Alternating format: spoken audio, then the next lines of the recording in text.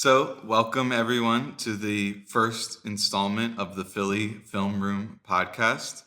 I'm Eric Sidewater, and I'm joined here by my co host, Nick Waters. And with the NFL draft coming up, we thought this no better time to start the podcast because we've both put in a lot of research into some of these draft prospects, specifically looking through the lens of the Eagles and what Howie may do. The first episode, we basically want to talk about what Howie will do with the first pick. So before we get into it, Nick, how would you kind of describe the narrative from what you've heard from like Eagles fans on the radio, potentially online, about what Eagles fans think Howie might do? I think just with the way that this organization has been built and what the fans are conditioned to, I think a lot of people believe that we're going to pick an offensive lineman first, whether that's a pure lane replacement or someone that has guard versatility that can then slide to tackle later down the road when Lane does retire. But, I also think people are looking at corner just based on how the season ended last year. And you look at the depth chart going forward, especially 2025 and beyond. I think corner is one of those positions that people are looking at as well. That just kind of fits around with the best player available at the board at the time. And of course, I think, with the departure of Hassan Reddick, looking at edge rushers, and there's some nice ones at the back end of the first round. But once you start to get to round two, that talent drops off pretty quickly. So if there's three positions I think people are really focused on, I think it would be offensive line, corner, and then an edge rusher. Absolutely. And I think sometimes if you're someone who's like in the thick of it with the NFL folklore day in, day out, we can lose sight of some of, more of the recreational fans who may not know about any of these prospects or potentially what positions they may be targeting. And I think you're 100% spot on that. I keep hearing how he's definitely going to go O-line. He's always going to address the trenches. And one of the things, if we just look at track record, they've drafted one offensive lineman in the last 10 drafts. It was at pick 22, the exact same pick they have this year, and it was Andre Dillard, who really never saw the field for them. Now, I'm not going to say that's going to factor into their decision-making this time. I think, and this is something we had discussed prior, is that we really think the board is going to dictate how they pick. Yes, it's true that the Eagles are a process-based team, and they like to follow that process, but I think they're flexible enough to say, okay, if this blue chip prospect at this position is available, well, we're not going to just blindly pick a lineman over them because we want to address the trenches. Does that sound like a fair characterization? Yeah, 100%. And I think what Howie's really done is set up the roster in a way where they don't really have a glaring need that they have to go and pick. And that's the best way to draft. You can really let the board fall to you, take who you think's best available, and then build your team through those means. But, outside of right guard, I think there's not a position where they need to go in and find a player in this draft. So again, whoever it may be, whoever falls to them, I have my opinions on what positions may be a little bit more important, but at the end of the day, especially in the first round, best player available. Yeah, and I think we heard a report today that said Tyler Steen got that locker right where all the starting offensive linemen's lockers are. Now, I'm not saying that the writing is on the wall. That means he won the job. He had one start last year and it was shaky. So at this point, it's unclear how much they like him. And there's still a good amount of time between now and the start of the season. But they definitely don't need to panic draft a guard. Yeah, I don't think they need a panic draft one, but they definitely need to bring in some more competition for that spot. And who knows? No one really talks about it too much, but maybe it's a center that falls to them that's, in the second round or maybe third round, a center falls to them and they leave Juergens at right guard. I don't think that's the plan that they go with, but they have some flexibility at the position, especially because Juergens can play center and guard. Yes, and they have also brought in Hennessy, who seems like he has a little bit of that interior offensive line versatility. I definitely think Juergens was penciled into the center position ever since he was drafted to be Kelsey's successor. He's obviously a better fit for that kind of role. But if you do need him in emergency situations, he could go to right guard. Even Dickerson could slide into center. So I think that the Eagles have always had versatile offensive line depth, which is a benefit. I think another thing that's worth saying is you can find that potentially later in the draft. So even if we all agree that the Eagles definitely need a guard or they definitely need to draft a developmental tackle, that doesn't have to be the first round. Yeah, 100%. 100%. So, having said that, where do you think that Howie will go with this first pick? Or what do you think are the positions and players really in play at that pick? Yeah, so I think we can all agree that the Eagles are pretty much a lock to be a top 10 offense, especially now bringing in Kellen Moore. They expect to run things a little bit more smoothly, less stale offense, less predictable, and all the pieces are in place. At the very minimum, they have a solid offensive line. They got great receiver weapons, and now Barkley. And Hurts has proven that when the offense is running smoothly, he's more than good enough to be a solid quarterback. But the defense is way more of a concern. I could easily envision them being a bottom half defense, and it's, of course, you can't rely on the draft to instantly inject talent into your defense and completely, upgrade them at several positions. It's just not viable, especially rookies. Even rookies who end up being good later in their careers might not make that impact early. But if you look at 2025, the edge position and the corner position are extremely thin. So Sweat's contract is up. So you basically have one bona fide starter with Huff. And then you have Brandon Graham will be gone. And we have no idea about Nolan Smith. And we know edge rushers are extremely important in the NFL. Before we move on to the next topic, I kind of felt like the Eagles might be waiting on what to do with Sweat based on what happens in the first round. Like if they get someone like Latu in the first round, I think Sweat becomes more expendable and maybe he's not back next year.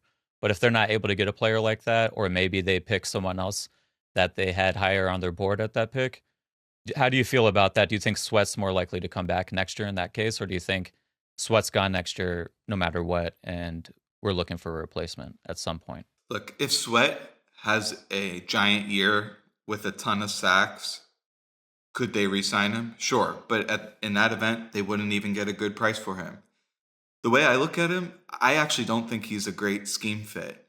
Now, later in future podcasts, we'll get way more into the details of the Fangio scheme.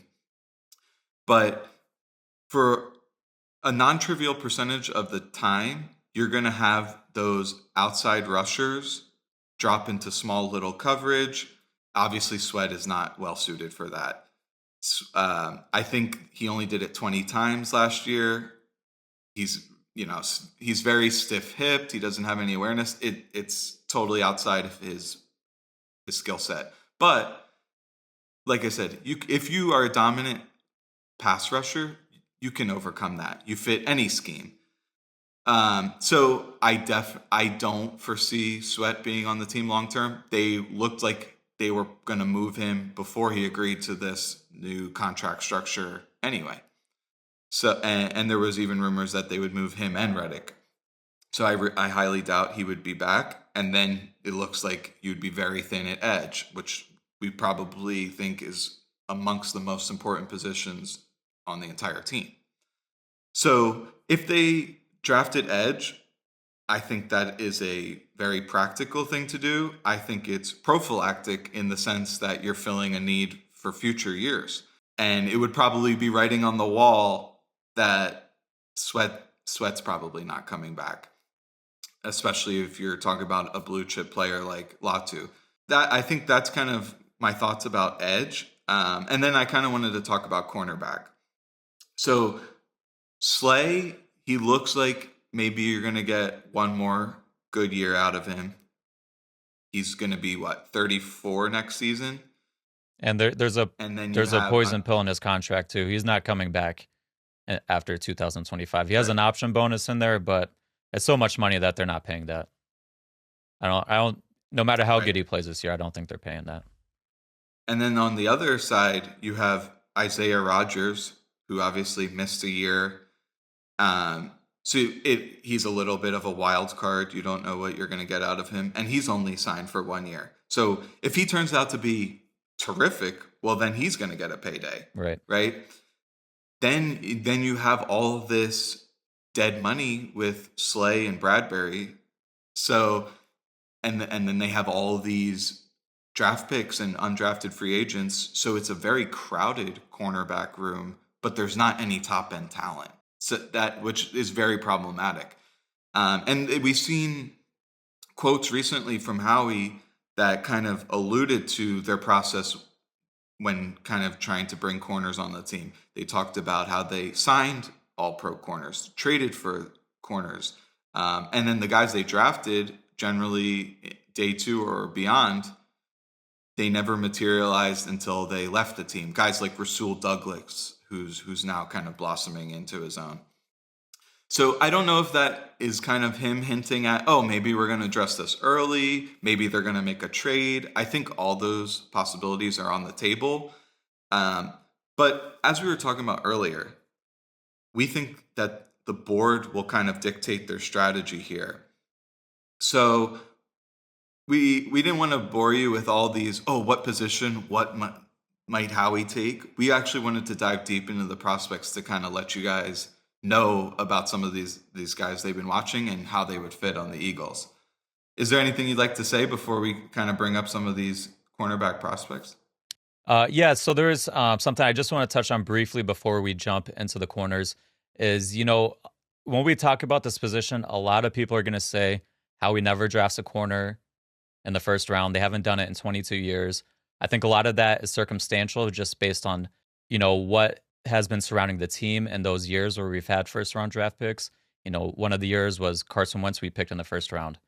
We're obviously not picking a corner that year. One of the years we traded for Darius Slay. I don't think they were going to trade for Darius Slay and then pick a corner. And then there was always obviously the years where we had to make up for the Jalen Reagor pick. I think it was pertinent that we fixed other positions like wide receivers. So I think a lot of the how he's not going to pick this position is a little overstated and, again, very circumstantial. And if you look what happened with the running back market this year and us signing Saquon, that was one of those moves where, Howie will never do it. But, Howie ends up doing it. I think this is a year that really sets up strong for corner just based on who is going to be the best player available. It's very likely that it could be one of these corners. So I think that'd be a good place for us to start today. Yeah, and just to add to that, there are times where maybe you really want to draft a corner, but there's no one there at the pick that makes sense. So you could like trade down, or you could just stay and pick the guy who's at the top of your board. I think there's a little bit of revisionist history about, this team's great at drafting these positions and this team's terrible at drafting, when a lot of times it's like there's only 2 or 3 guys that made any sense at the actual draft position that they ended up in. So just to get into some of the top corners, everyone has their own rankings, but I think for this podcast, it'll be important to talk through the lens of the Eagles, specifically how they would be employed in the Fangio defense. So starting with my number 1 corner, and we'll definitely have a lot of debate on this podcast about players we like, but my number 1 corner is Quinyon Mitchell out of Toledo. Now, I always like to start with the negatives, because one of the things about the draft is that most of the players will fizzle out of the league and never be seen from again. I think, especially in this pre-draft process, a lot of people get excited by all the highlights, the potential of what they could be, that problem that this player has is coachable. But then if you go back and you look at all the draft boards, it's just names upon names of guys that you've never heard from again. So that's why I tend to be more of a process of elimination guy, where I'm looking at a prospect and I'm saying, okay, here's all the negatives, but do the positives outshine that? How easily fixable are the negatives? Um, and so let's get into Quinyon Mitchell. He played in a really bad conference, the MAC. Uh, if you look at the college football conference rankings, this is 9 out of 10 for the Division One. He was the best player in the entire conference. There's definitely a track record of players from bad conferences succeeding in the NFL. Now, this guy is extremely sturdy frame. He's got good height. I believe he's about 6 foot, just over 200 pounds. He has blazing speed. He ran like a 4.3 and change 40. And he's not one of these guys where he just tested well. His athleticism showed up on tape. He was flying all around the field. He can jump up and swat balls. He can come flying in and make tackles. He's got amazing recovery speed. But some of the few knocks on him that I saw was he'll let wide receivers get in his blind spot. He'll stumble a lot when he changes direction. And he has an over reliance on his recovery speed. So when you're going up against receivers in the MAC, you probably can always recover no matter how much they burn you. That's going to be a little bit more challenging in the NFL. But all those weaknesses that I just outlined, to me, are very fixable. Some weaknesses are less fixable than others. But when you are a really toolsy corner who shows a knack for the position, you're built well like that, and then your tape's good, to me, these are all signs that this guy's definitely going to translate to the NFL. Yeah, 100%. And, just to touch on some of the points that you talked about, he did play in the MAC. Obviously, now that's, like you said, it's not one of the best conferences out there. But he did what a good player should do against that competition. And he absolutely dominated them. So, yes, that is a knock on him that he didn't play. We didn't get to see him against better competition. But if he is a truly great player, he did what a truly great player is supposed to do. And I think that really checks out even when you look at the numbers. Obviously, you talked about the film, but when you translate it and look at the numbers, my model for cornerback production, just looking at the final year of corners' careers and looking back at the past 5 draft classes, in 2023, Mitchell's season ranked in the 87th percentile over the past 5 classes. In 2022, that ranked in the 96th percentile. So this is a guy who really has showed on tape, but it also stands out in the analytics as well. But like you said, he did play in a smaller conference. He does have some of the issues like letting receivers get into his blind spot. There's times, especially late in his back pedal, where he'll get on his heels. It's a little tougher for him to transition. And on top of that, I don't think he's the most fluid cornerback in the class, but he has such good long speed and burst that it can kind of make up for that. But it's by no means bad, but I wouldn't say that he's the most fluid mover in the group. So just going to the analytical profile, you mentioned those very high percentile rankings. What are some of the things that go into those metrics? Yeah, so this is something that I've kind of put together, just looking at things like their yards per target allowed, their completion percentage allowed. A lot of that shows up in like their passer rating allowed and things like that. But I've taken a little bit of a step further. And I kind of weight this stuff usually by their average depth of target, because that can really change numbers, and it can really inflate or deflate the value of some of these numbers. Regardless, over that time, Quinyon really stood out, and you see that in the film, and that's the most important thing. It's taking the analytics, but also seeing, does it match with the tape? Because sometimes you'll see these guys, and it doesn't match the tape at all. And it's kind of more circumstantial, where it's like the quarterback, he got an forced incompletion because the quarterback put the ball behind the player. And he's really kind of getting lucky on some of the stuff, or he's not playing good competition. But again, Mitchell popped. I think this is a strong indication, combined with his athletic testing, combined with the fact that he went to the Senior Bowl and really held his own against a good competition. I think it really bodes well for him. And to me, I agree with you. I think Quinyon is the top corner in the class. And it really comes down to, he's just got that little bit extra burst over the rest of the guys towards the top. that can help him separate and split the hairs there. Yeah, and I think when it comes to all of these metrics, and the testing numbers, the interviews, all that's doing is adding context to what you see on film. And I don't think there's anyone out there who says, I've watched every single play of every single player. So if you can kind of fill in with a little bit more data, so, you're not trying to brute force every single evaluation, it kind of, like you're saying, it just gives you a little bit better insight into how does this player project. And when you look at some of these predictive metrics where you're not just looking at box score, you're pulling out some of the noisy stats, that kind of has a little bit more signal in it than some of the typical stats. So I think all these things are just tools in the toolbox to help your evaluation. I don't think any reliable evaluator is relying on one sole piece of information. I think that's when you get into dicey territory. And I just wanted to talk about Mitchell because we talked about, what we see on film. Just to add a little context to that. He was playing, and maybe you have the numbers on this, he was playing predominantly in off coverage. So they would kind of give up to some degree these underneath routes. And then Mitchell has this world class break on the ball ability, the stop start ability to break on the ball when the pass comes out. And then by the time it arrives, he's there to kind of jar it away or make an immediate tackle. I don't know if you have any stats about how frequently he was playing in off coverage, but that's kind of what you saw on film predominantly.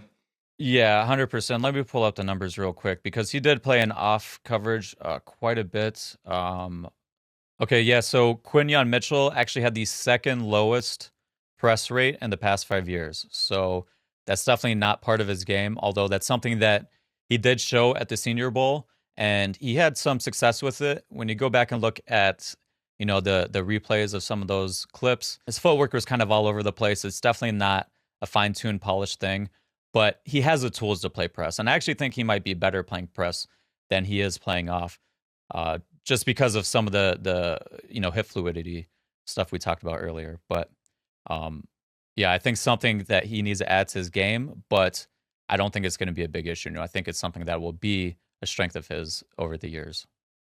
Yeah, and when you look at Toledo, the corner opposite him actually played press fairly often. So it Yeah, obviously, actually a very high rate, a pretty high rate. So it was definitely I think a player decision, not a coach decision.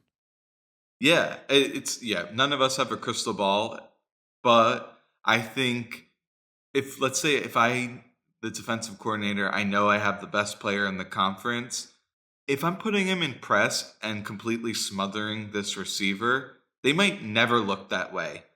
Versus if I put him in off coverage, they might entice them to throw over there sometimes, and then maybe he can like make an interception or a big play or something like that. I'm not saying that's the case, speculating on that, but And they almost looked like they wanted teams to do that because he didn't have safety help a lot. That safety was playing in the box a lot of the times, and it didn't really matter. I mean, he was able to cover so much space. yeah. And if you're telling me he may be even better suited for press in the future, kind of given his physical tools, that's a potentially elite level cornerback, even at the NFL level. So to me, his upside is extremely high. You hear reports and you see it on film of high effort. This is not a given with every single prospect. The eyes are going to be on you if you're the best player in your conference. So, it's not like you have much of a choice. But it's something I always like to see, a high level of competitiveness. So, and we mentioned some of his warts are very fixable. So to me, this guy's a slam dunk corner. Now, let's talk about draft stock a little bit. The chances of him dropping to 22 are almost zero. Right. So the Eagles would have to trade up. Can they get all the way up to 12 where the Broncos are if the Broncos want to trade down because 12 is too rich to take a QB like Bo Nix? That's a possibility. Could they trade up to the Colts at 15? If they potentially need to fill more holes and want to pick up perhaps like an extra second pick or a future second pick. That's also a possibility. So yeah, we're not suggesting in any way, shape, or form that he'll be available at 22. But if the Eagles determine that this is the guy that they love, he's a perfect scheme fit, graded top of their boards, and they can get him in a small trade up, I think it's in the cards. Yeah, 100%. If he gets to around 15, I think we're gonna see Howie on the phones. I think he would move up for this player. We started this conversation saying Howie's never picked a first round corner, or they haven't picked one in 22 years, and this could be a year where they actually trade up for a first round corner. So, but do you think is there any other corners in that range where you think would be worth trading up for, or who is even your second corner that you would get? So I do not think there is another corner worth trading up for. I think there's kind of three other round one corners who could make sense to draft if they fell to 22. And that's Nate Wiggins, Terrion Arnold, and Cooper DeJean. Now, I think the name kind of with the most clout here is Cooper DeJean. So even though he's not my second ranked corner, I'd like to talk about him a little bit. So DeJean, one of the things about him, thing you'll always hear about him is he's extremely versatile. He's a chess piece. And one of the things about the Fangio scheme is that he tends to utilize players who have a little bit of positional flexibility. Players who can play deep safety, they can rotate down and play in the box. They can play in the slot, potentially even play outside at times. So I think one of the things about DeJean is he is a jack of all trades, but he's potentially a master of none. There wasn't any traits outside of like potentially you could say ball skills that really stood out to me. Now I'm be very curious to hear where you are where you're at in DeJean. People talk about him as a safety because he's physical and can make tackles, but I didn't see him as a guy who was flying in towards the line of scrimmage and run fits and making like booming hits. I saw him in almost all facets of the game as a more conservative corner where he was allowing people to come underneath. If there's a guy running out in his direction, he won't give way with the guy trying to block him. He'll kind of hold his ground. And then once the running back approaches, he'll try to shed and make the tackle. But he's not one of these guys you'll see like a Sidney Brown who's coming to try to make the tackle behind the line of scrimmage. I didn't see that out of him. But if you're looking for like a safe, reliable pick with some positional versatility, I think he kind of checks those boxes. So curious to hear your thoughts. Yeah, you mentioned the word safe. I think that's definitely what he is. I think he's a safe pick. I think because he can do so much, there's always going to be a role for him. And, there is value in that. And especially with the way football is, there's injuries all the time. If you need a guy that can be able to slide into another position, like when we had Chauncey Gardner-Johnson the year that we went to the Super Bowl, he slid from safety down to the nickel position in that playoff run. That was huge. Having a guy like that on your team really provides a lot of value. And like you said, I think he's safe. Now, in terms of what you were talking about, that he's not going to fly down and he's probably not going to be a big hitter or looking to create those negatives like Sidney Brown is, I think there's multiple ways to skin a cat. Not every good safety has always been a guy like Sidney Brown. I think there's different ways to get it done. But again, I think that positional versatility is his strength and is what is best.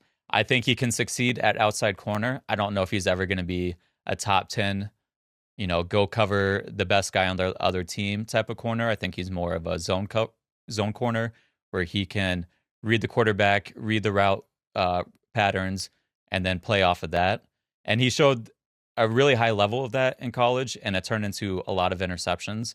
And when he gets the ball in his hands, he's always a threat to take it to the house. So you have value in that. But again, I don't know if he is a guy that's going to go and you're not going to ask him to cover Justin Jefferson one-on-one all game long.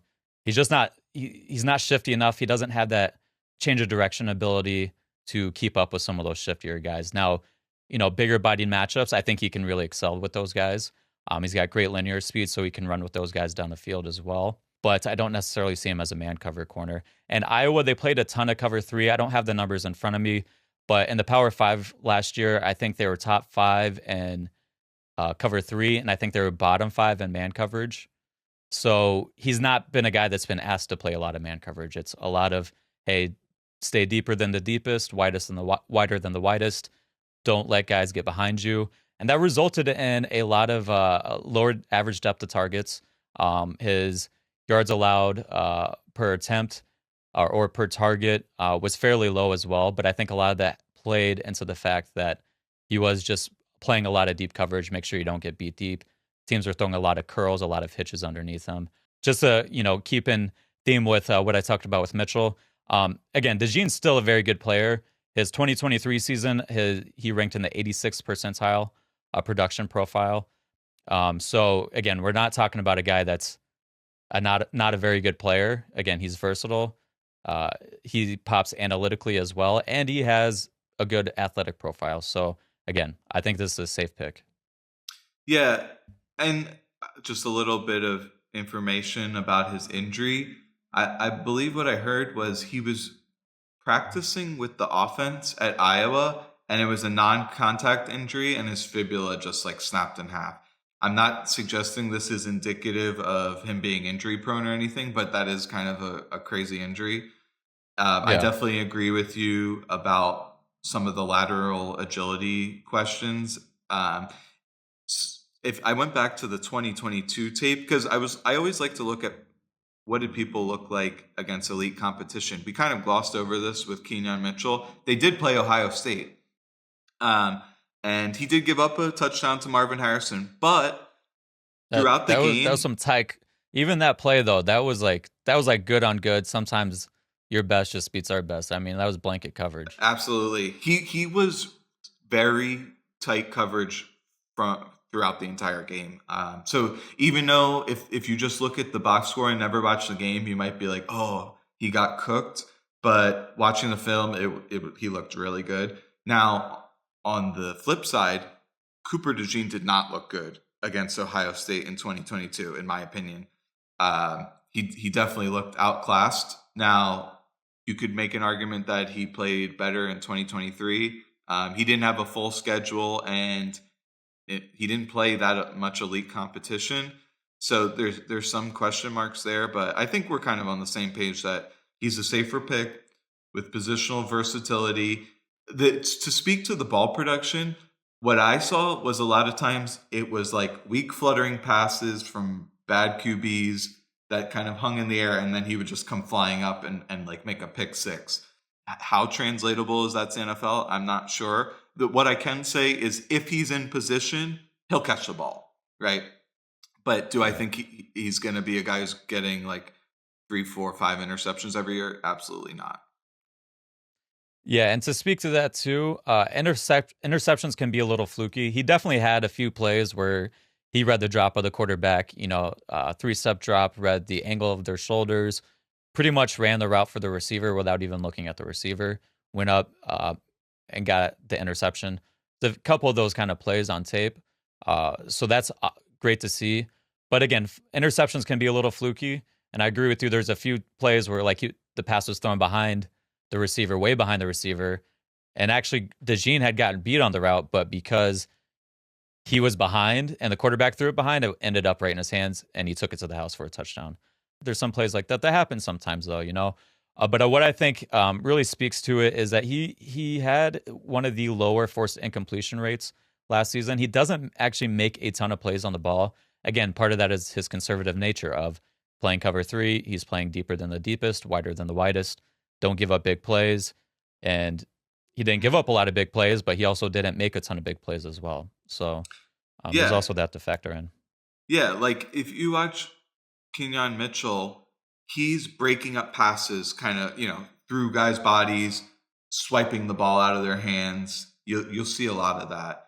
And like you're saying, DeJean was pretty much resigning to that 8 to 10 yard curl route. Here, you can have it. And this is something I noticed as a theme across a lot of college football defenses is they're fine with the death by a thousand cuts because college players will make terrible passes, they'll fumble the ball, they'll just They'll you drop know it. there's a million ways they can They'll run mess the up. wrong route. Yeah. This is something I saw out of Michigan a lot is that they'll throw in a little wrinkle with their defense where all of a sudden they'll like change up the responsibilities of the slot corner and then the quarterback thinks they have this easy underneath route on the outside and before you know it, boom, the slot corner is just breaking on the ball and has an interception. So Yeah. there is a little bit of that bait and switch as well. And Iowa had a good defense. When I was watching Iowa's defense, to be honest with you, DeJean did not pop off the film for me. He was kind of just another guy out there, but he did his job well. And so if you have a high football IQ guy who's reliable with positional versatility, willing and capable tackler, that's still a guy worth having on your team. 100%. I think it really just comes down to, is this a first round guy? Because in first round, you really want to knock it out of the park. You want to get a guy that you think can become a Pro Bowl, all pro type player. Do you feel DeJean can become that? And there's also the flip side that sometimes you're just trying to hit a double in the first round. Don't screw up your first round pick. I think DeJean perfectly fits into that. I guess it's really your philosophy and what's available as well. One of the things that was noticeable to me for Eagles defense last year was the lack of playmakers. So, yeah, some people say, look at his punt returns, look at his pick sixes. But kind of as we alluded to, those weren't some things that necessarily translated or project to translate to the NFL.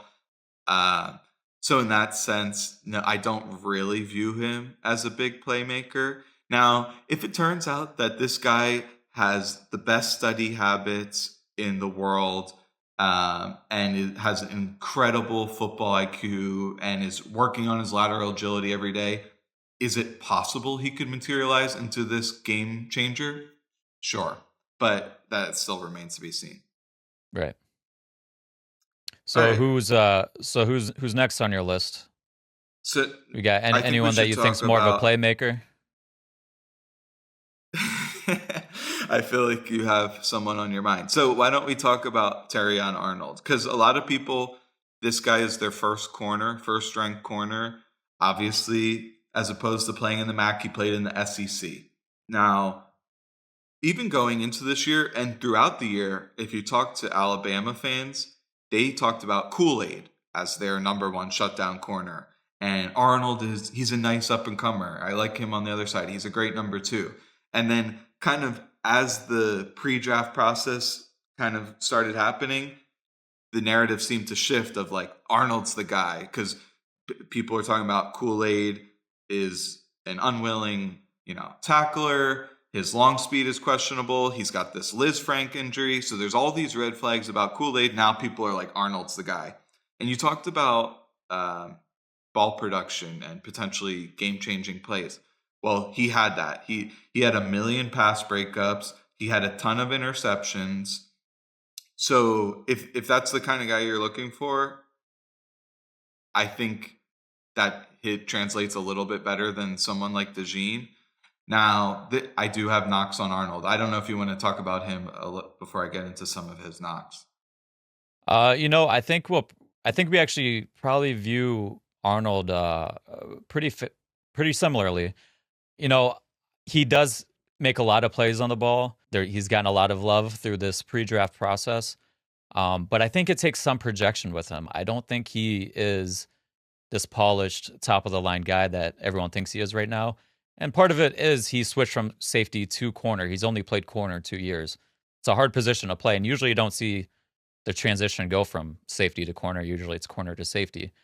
But you can see a lot of that in his game. I think there's a lot of refinement needed in his technique, especially when you look on the other side of the field and see his teammate and Kool-Aid McKinstry, who just, he throws a lot of teach tape out there. To add to that, he gives up a lot of catches and he gives up a lot of yards. And his production profile was in the 63rd percentile. There's not a lot of hits in the chart when you look at players over the past 5 years in that range. He does have the ball production, but the best corners are sticky in their coverage down in to down out. And Arnold's just not at that point yet. I think he has a lot of the traits that you would like to see, that you would want to see out of a corner. He's extremely fluid. He can turn and run with the best of them. He doesn't have the best long speed, but again, that fluidity that he has really helps him transition and move with these players throughout the route phase. And he's extremely physical as well. He will come up and he can play inside and outside. He'll come up against the run. He'll take on blocks with physicality. So he has a lot of the stuff that you want, but it's just getting that polish, getting that consistency at the position that it takes a little bit of projecting. Yeah, and a lot of these off-zone schemes, that especially what you'll see with the Eagles, they prioritize corners because they're inviting all these passes to like the flat areas, and they're prioritizing corners who will come up and make those tackles. And Arnold fits the bill really well as far as that goes. I'd rank him as the best tackling corner in the draft. Now, if you look at just his missed tackle percentage, it doesn't look good, but I saw those missed tackles and there was nothing that was worrisome. It was him just trying to make plays. Sometimes he didn't have good angles. It's not like he missed a tackle and a guy ran for a touchdown or anything like that. On a down-to-down basis, he was really good. He was really good in tackling in open space. I remember there was a play against Texas where Xavier Worthy could have had a touchdown on an end around, and Arnold just shed a block and made a tackle. So I think in those kind of situations, he's great. You mentioned inside-outside versatility. The thing about Arnold is he might actually project better as a nickel. Now, you never want to take a guy super high who's like relegated to the nickel. Now, I've said many times that the nickel corner is more important now than it's ever been. And you look at a guy like McDuffie, who he was drafted to be an outside corner for the Chiefs, but then he moved inside and was better there and then contributed to them winning the Super Bowl. And now you have all these amazing wide receivers taking a considerable amount of their snaps out of the slot. So I'm not going to pretend that having a good nickel corner is not important. But I actually do think his best work could be done there because they're not as reliant on the long speed. I think he ran in the 4.5s, and he's a little bit smaller frame as well. So if say you're going up against a guy like a Nico Collins who's 6'3" and has these giant strides and eats up turf, that's going to be a really tough matchup. I want to talk about scheme fit as well. So from what I saw, and perhaps you have stats that corroborate this or actually disagree with me, is I saw Arnold well suited for press man because of his physical nature. You talked about his fluidity, and at the catch point, he can be physical and knock the ball out. And then sometimes in off zone, it looked like he was a little late to like flip his hips. At times he would take eye candy. For example, they would do like a fake screen and then he'd let someone get behind him or bite on a double move, things of that nature. So if you're talking about how would he translate into a Fangio defense, there's definitely some more question marks there. Yeah, I agreed. And I think a lot of that goes back into he just hasn't played a lot, especially when you're a young corner and you're a very good athlete. You can kind of rely on, hey, just go and cover this guy, run with him. But it takes a lot of thinking. It takes a lot of reps. It takes a lot of seeing those plays from off coverage to kind of recognize those patterns, know where the quarterbacks are going with the ball or what receivers are trying to do. And so I don't think he has anything physically that would prevent him from being better in off coverage. I just think that if people are expecting him to be one of the better corners in the league year one, I just don't think that's going to be the case. I think there's going to be some growing pains with him. And to be honest, I wouldn't be surprised if Kool-Aid has a better rookie year when it's all said and done. He's just a more polished player at this moment. And depending on where these guys go, especially with scheme fits, That could play a huge factor too. But yeah, I think Arnold can play off coverage. It's just going to take a little bit of time until he becomes the player that we expect of someone drafted in the first round. Yeah, and this is something we'll talk about more extensively as we get into the scheme discussion, is that not all zone coverage is created equally. There's what you the typical kind of the traditional zone coverage that had existed in the NFL for decades was spot drop, where you're covering a portion of the field, um, and you have eyes on the quarterback. But what you see a lot more out of Fangio style zone is that they're reading the wide receiver routes and they're determining who they're going to cover based off those routes, those route combinations. So there'll be times where once someone comes in their zone, it morphs into a man coverage. If the receiver goes here, then they're passing the player off. There's a little bit more like that kind of basketball style flexibility in the zone than people would traditionally think about it. Yeah, and it takes time to get all that stuff down, and then also go out and do the actual coverage part. I think sometimes it's just little nuances of playing off coverage versus playing press that I think he just needs to get better at, and that comes with time and it comes with practice. So you just gotta understand what you're getting with him when you draft him day one. And I think with all those things said, he's not worth a trade up. If he's there at 22, it looks like it's good value. So I would not be upset if Arnold is the pick at 22. How about for you? 100%. Again, just because of not being day one ready, I wouldn't say day one ready, but day one ready for a player that you're giving up extra assets to go and get. I just don't think it's worth it at that point in time. And he would come into the Eagles in a very good situation where they don't necessarily need him to start right away. They have talent.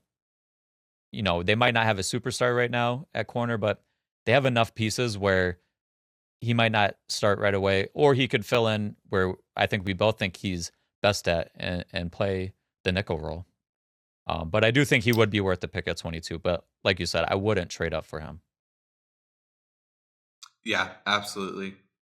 All right, so there's one other guy that's kind of projected to go in the first round that we should talk about, because this guy could realistically be on the board and a guy that the Eagles are interested in. It's Nate Wiggins. So real quick, this guy played at Clemson. So not the greatest competition in the ACC, but definitely faced some good wide receivers, and he fared really well in those matchups. Everyone knows about his 40 time. I think it was in the high 4.2s, but he also got a hip flexor injury while running it, which is kind of comical. And the other thing that people always talk about is his frame. I think he weighed in at around 173 pounds. Now, recent reports is that he put on 10 pounds for his pro day. So I think a lot of times people say, oh yeah, they get in the NFL, they can just put on weight. But then for some players, it never happens. But some guys can do it. So if those reports are verifiable and he did put on 10 pounds for the pro day, to me, that's highly encouraging. The other thing is he showed many reps of playing physically. This isn't a guy who's just getting bodied every snap because of his slender frame. So that kind of mitigates some of the concerns about the frame. All things being equal, if he was 200 pounds, would I like him better? Of course. But when you have that 4.2 speed, maybe you have to make a trade-off for a little more slender frame.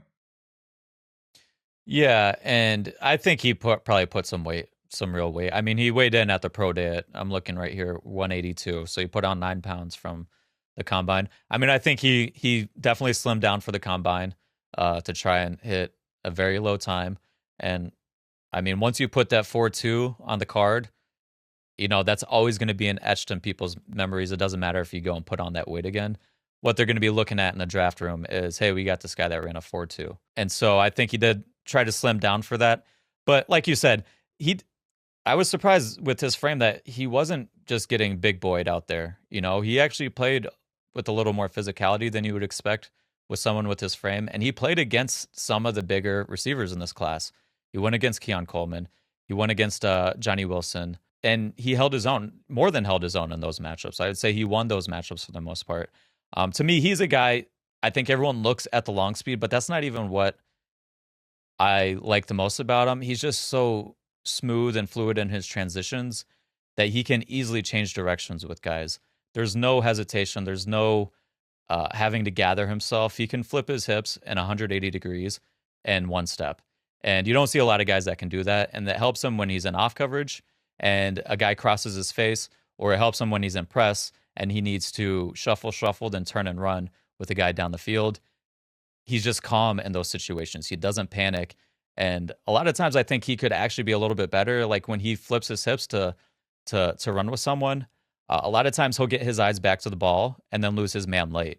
I think if he can do a little bit better with eye discipline, flip the hips, run with the guy, get reconnected, and then look back for the ball, he'll make even more plays. But I saw, there's just some little things with his game that I think he needs to clean up to really unlock his full potential. But when you're looking at these guys, like those are things you can work on. Like you can work on eye discipline. You can't teach a lot of guys that are his height to be as loose as he is. And that really, really, I mean, that's just, to me, I think he has elite level fluidity and hip flip that you just don't find from a lot of players. And especially one that runs a 4.28. Absolutely. And he has great mirroring ability. So there are times that he was like running the route for the receiver. So either that's going to completely dissuade the quarterback from throwing in that direction, or if they do, he's in an easy position to swat it away. One of the weird idiosyncrasies I saw with his game, and I don't know if they're coached this way, is he would kind of do this he would stand up tall like the Nutcracker and then just backpedal like directly backwards. And it's funny when it's paired with that incredible hip fluidity and long speed, because for the early part of the route, it's like, what is this guy doing? And then all of a sudden he's like springing into action. It's definitely something that's easily coachable. Maybe that's something they even wanted to do. I don't know. To me, it just looked a little bizarre on film. I didn't know if you had any thoughts about that. Yeah, that was definitely one of the things when I released a video about who I thought was the best cover corner in this class, just based on covering. I thought it was Wiggins, and one of the things I noted was that he does have an unusually high back pedal, whether it's an actual pedal or sometimes it's a little bit of a side shuffle. He does play a high a lot. And I thought I would see more instances where it would he'd be off balance on his break, where, the lower body's going forward, but his head's a little bit having to catch up because he's off balance. But it didn't happen all that often. There's a few reps where it happened, but he'll definitely be better and quicker in his transitions by getting his pad level down and playing with a lower center of gravity, getting his nose over his toes. But again, I think that's stuff you can work on. But he was one of the better corners in college while having that technique. He didn't have to really be a little bit better with his technique because he could get away with it. He was just so much better than pretty much everyone he went against. And just to keep the theme with what we talked about, to touch on his production profile, he was in the 88th percentile. And he gets compared to Forbes a lot. Forbes was 83rd percentile. So he was a little bit better than Forbes. I think Forbes was boosted a little bit because he got a lot of kind of gifted interceptions. But Wiggins did rank better in the profile, because I know that a lot of people want to talk about him in Forbes. It's easy to be a Monday morning quarterback, but I did not like Forbes at all coming out. And he still might be 165 pounds. Wiggins is now at 180 plus. So that's moving in the right direction. Forbes will definitely be better than he was last year. I don't know how it could get worse, but it looked rough. The other thing is, even let's say that high pad level doesn't get fixed, that 4.28 speed is elite even at the NFL level. So that's going to carry him a long way. And he is a natural cover corner. It's easy to get roped into some of these comparisons because guys like have similar frames, or in this case played at the same college. but I see a lot of what makes AJ Terrell good as what could make Nate Wiggins good in the NFL. Now I think Terrell's up to a playing weight of like 195, so Wiggins has some time to go there. But he's not a guy who's like using a lot of physicality to jostle receivers off of their route path or anything like this. It's more like extreme fluidity, mirroring skills, and then really high end athleticism and like long speed that's making him a great cover corner. I see that being the case for Wiggins. Didn't know if you had any thoughts on that comparison. No, 100%. That's a great comparison. And I mean, you don't have to win with physicality at press. If you can play with good feet, that's the most important thing, whether you're physical in press or you're playing more of a soft press. You have to be good with your feet or you're going to be reaching all the time. You're going to be off balance. He's so patient with this declaring his hips. He doesn't, it's hard to find reps where he just prematurely opens the gate and lets a receiver run free down the field.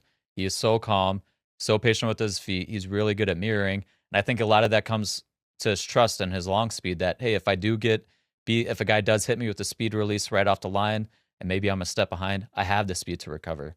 So I think he knows his game and he plays into his game, and it really kind of maximizes who he is as a player.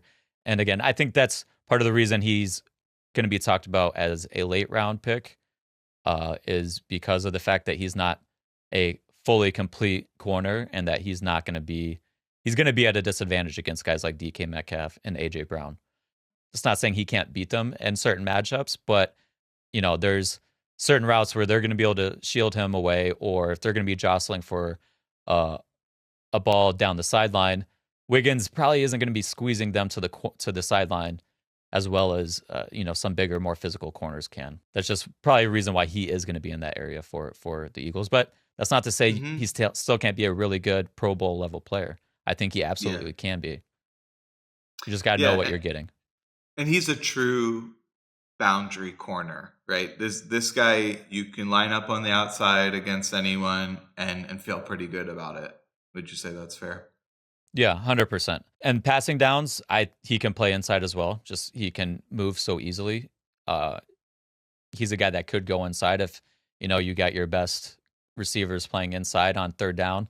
He's not a guy I'm going to put there extensively because physicality is definitely not something that's he's known for. He's not someone that's going to mix it up in the run game. He's not a guy that's trying to get off blocks very often or with much gusto. But in third down situations, he has the ability to play inside as well. He's a great cover corner, all-around cover corner. And I personally would be thrilled if the Eagles went and got him. Yeah, I think we did a great job of kind of covering the first-round corners. And before the draft, we are going to talk about the offensive linemen because even though we kind of said it's no lock that the Eagles are going to go that way, it's definitely a strong possibility. And if you look at the Vegas odds, offensive line is way up there. So that's going to be our next episode before the draft, and we're looking forward to doing that.